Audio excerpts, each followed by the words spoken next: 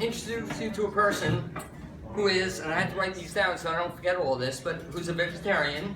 He's also charming, he's intelligent, he's bright, he's witty, he's good looking, he's talented, he's vivacious, he's articulate, a guy who is nice to small children and pets, and also a very, very funny guy. But you know, enough about me.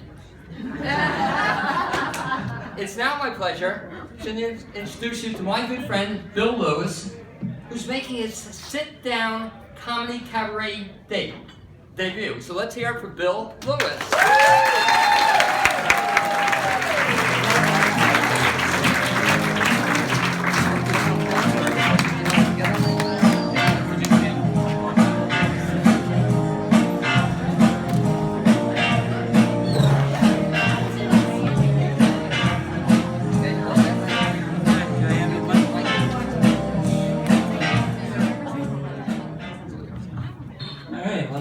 To follow. That gentleman was just on before me. Thank you for the intro, Blaine.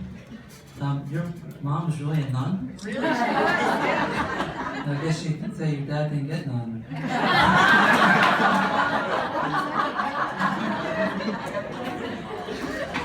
So, see, we have a full house here. Standing room only. I don't have that problem. So, it was Blaine Greenfield's idea to bring me up here and do this. And I knew he wasn't going to stop bugging me until I said yes. So finally I said yes. And then his idea was to have me at the Comedy Cabaret at Poco's in Doylestown. So I said yes, and then he tells me, the shoe dropped on the other foot. Oh, it's on the second floor, and they don't have an elevator.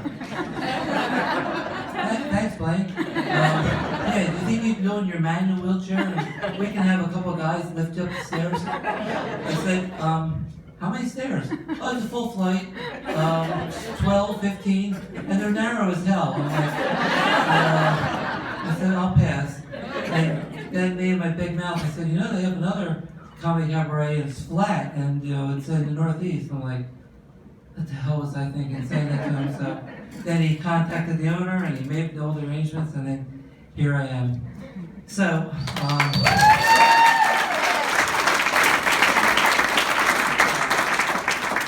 so I'm glad that I didn't go on first, but because I was really nervous and everything.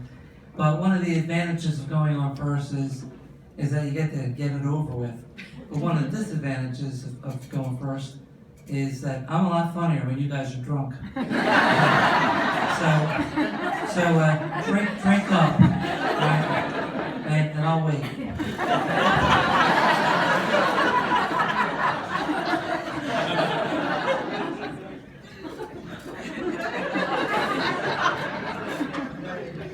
I don't see anybody drinking, and I'm still waiting. Alright, so let me tell you a little bit about myself. I used to be a people person, and people ruined that for me. And so here I am. I'm 54 years old, I'm married, 2 kids. My wife couldn't make it tonight, so I brought my girlfriend instead. Sorry, honey.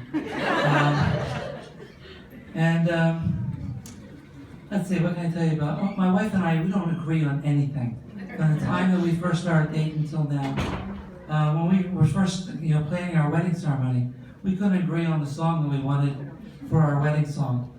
She wanted the theme music to Rocky, and I wanted the song Opposites Attract. So we finally settled on, can I have this dance for the rest of my life, or the rest of our life, by Anne Murray.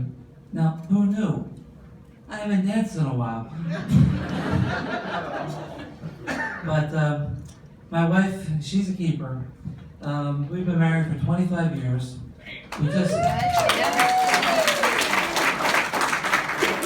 One thing that's guaranteed is that I'm never going to run around with my wife. And I'm certainly not going to be able to walk out on her. But she has an interesting profession. She's a teller at a bank, but you can't tell her anything. And then a few years ago, she got a promotion. She became head teller. I said, oh, thanks a lot. You just ruined a good joke. She keeps talking about these new credit cards that are coming out that have chips in them. Every time she mentions that, I think she's talking about potato chips. But we just recently went to the jeweler to update our wedding bands. You know, these are the ones we got back in 1990. They cost all of $43 to 10 karat gold. Ooh, right? So that's $43 each. And I don't want to think we're going cheap, you know. So we went to a jewelry store up in Newtown. I almost passed out when he told me the price of the new bands. But we couldn't agree on what we couldn't agree on what we wanted to have on the inscription of the inside of the wedding band. She wanted to put on there, I can't believe it's 25 years. And I wanted to put on there, good God, not another minute. So my wife said to me, so when you do this comedy thing, what are you going to talk about? I said, how are you going to make these people laugh? I'm like, well, I look in the mirror. I've been doing that for a while, and I laugh. But I said, well, maybe I can just talk about things that have happened to me recently. Like I just recently had a sleep study done, and when I went to call for the appointment, the secretary said, are you using any sleep aids at the moment? I said, does my wife's elbow and my back count as a sleep aid? And I said, but I don't really need that sleep study because I don't snore. And my wife said, yeah, right. So, and I just recently went to my dentist, and she told me that I need a root canal. I said, oh, that's good. That should help me take my mind off of being nervous for my comedy cabaret debut. So I went to the root canal specialist. Now, I don't know about you, but most people I know, when they go to the dentist, they brush their teeth ahead of time, they gargle with mouthwash, because they realize they're going to have somebody sticking their fingers in their mouth and, prowling around in there. This dentist, I don't know what the hell he had for lunch, but he reeked of garlic, something fierce. And he felt compelled to explain every single step of the procedure while hovering over me, raining garlic down on me. So I tried to grin and bear it, and I told him that I always wanted to go to a dentist with a name like Dennis Kelly or Dave, Klein or something like that. He goes, why? I said, his initials would be DK.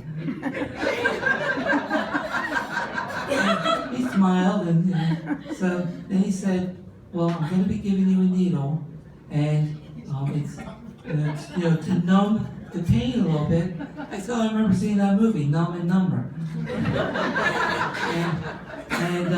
So he said, now, when they give you the needle, there's going to be a bad taste in your mouth. I said, oh, don't worry about bad taste. I said, you should taste my wife's cooking. I said, in our house, we pray after the meal. I said, if we kept dental floss in the kitchen, the mice would hang themselves. So he said, oh, I see you like to make a lot of jokes. So I started telling him about my comedy cabaret debut. He said, oh, well, good luck. Break a leg. I said, no thanks, I've already broken enough. So last week, I went to the Pulaski Day Parade, but I had a horrible time because no matter where I sat, I couldn't get a good view. I was always sitting behind a pole.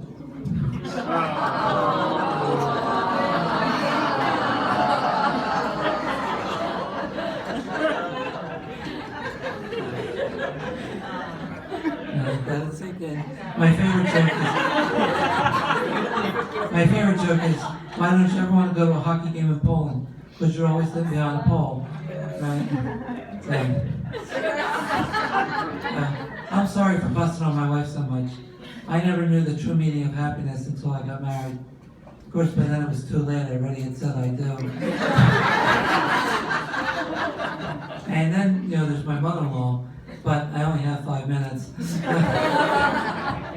They say that the truest definition of a mixed blessing is watching your brand new Porsche being driven off a cliff by your run-along.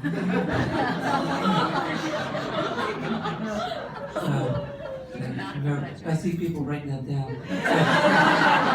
Especially the guys. Don't they? I never knew the true meaning of happiness. And then run-along the Porsche joke, guys are writing that down.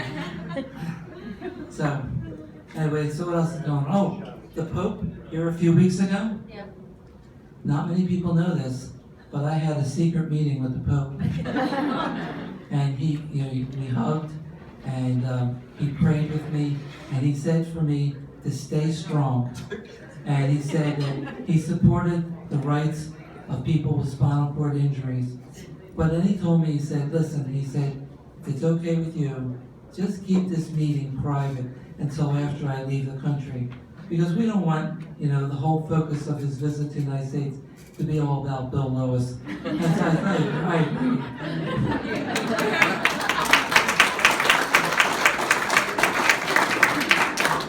For those of you who are not following up on the news, that's a Kim Davis reference. Don't you love Kim Davis? She is, who am I to judge? Look, I'm a fat guy here. But she's got to be the homeliest woman I've ever met, I've ever seen in my entire life. So. But that's just me. So, anyways, what else is going on? Labor Day weekend, I attended a picnic at a relative's house, and all these people sitting down in the backyard at the table that I was sitting at, and they were all talking about these exercise bands, these wristbands that you wear. It's called Fitbits. And one woman who was a little bit on the heavy side, she said, oh, I got one because it encouraged me to walk more. I said, oh, hell, I gotta get one of those. So, and I went to the store, and I said, can I get one of those Fitbits? And the guy wouldn't sell me one. Instead, he sold me a Fitbit. So now I'm being told that I'm out of time. So I will leave you with the following. Most people, when they go to hear a performer, they drop the microphone after they're finished. I won't be able to do that because I won't be able to pick it back up. I keep asking God for longer arms, but so far He hasn't delivered. So now when you go home, you say, oh, I heard a handicapped comedian. And people will say, what was his handicap? It wasn't funny.